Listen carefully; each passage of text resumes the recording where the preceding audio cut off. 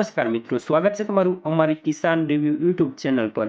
ગુજરાતના લોકો હવે વરસાદની રાહ જોઈને થાકી ગયા છે, તો હવે ગુજરાતના લોકો માટે ખુશીના સમાચાર સામે આવી રહ્યા છે।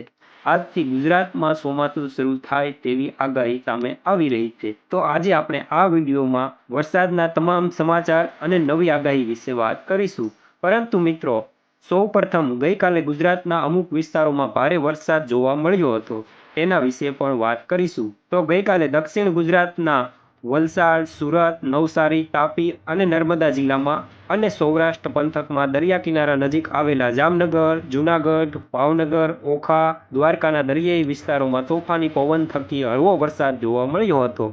એટલે હવે સમગ્ર ગુજરાતમાં વરસાદ થોડા દિવસમાં શરૂ થઈ જશે। ત્યાર પછી મિત્રો, કયા વિસ્તાર સુધી ચોમાસું પહોંચી ગયું છે અને ગુજરાતમાં ક્યારે ટકરાશે તેના વિશે પણ વાત કરીશું। તો મિત્રો, આ વિડીયોને છેલ્લે સુધી જરૂર જોતા રહેજો, કારણ કે છેલ્લે અમુક જિલ્લાઓમાં ભરપૂર વરસાદ પડ્યો તેના અમુક દ્રશ્યો તમને દેખાડીશ। તો મિત્રો, આજે આપણે આ વિડીયો શરૂ કરીએ તે પહેલા અમારી ચેનલને સબસ્ક્રાઇબ કરી લેજો, જેથી તમને વરસાદ અને વાવાઝોડા અંગેની જાણકારી મળી શકે।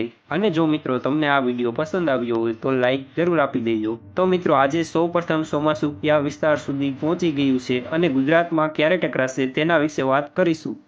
મિત્રો, 1 જૂનથી ચોમાસું કેરળમાં શરૂ થઈ ગયું હતું અને ત્યાર પછી ધીમે ધીમે આગળ વધીને મુંબઈ અને આજે દક્ષિણ ગુજરાતના વલસાડ, નર્મદા, સુરત અને તાપી જિલ્લા આસપાસ સુધી પહોંચી ગયું છે। મિત્રો, છેલ્લી 24 કલાકમાં દક્ષિણ ગુજરાતના જિલ્લામાં આશરે 2 ઇંચ જેટલો તોફાની વરસાદ જોવા મળ્યો હતો। પરંતુ મિત્રો, ચિંતાની વાત એ છે કે અત્યારે ચોમાસું આગળ વધતું અટકી ગયું છે, જેના કારણે ગુજરાતમાં ચોમાસું મોડું શરૂ થાય તેવી શક્યતાઓ છે। મિત્રો, હવામાન વિભાગે પહેલા 10 જૂનથી 15 જૂન સુધીમાં ચોમાસું શરૂ થાય તેવી આગાહી કરી હતી, પરંતુ તે આગાહી ખોટી પડતા હવે 20 જૂન સુધીમાં વરસાદ શરૂ થાય તેવી આગાહી કરી છે।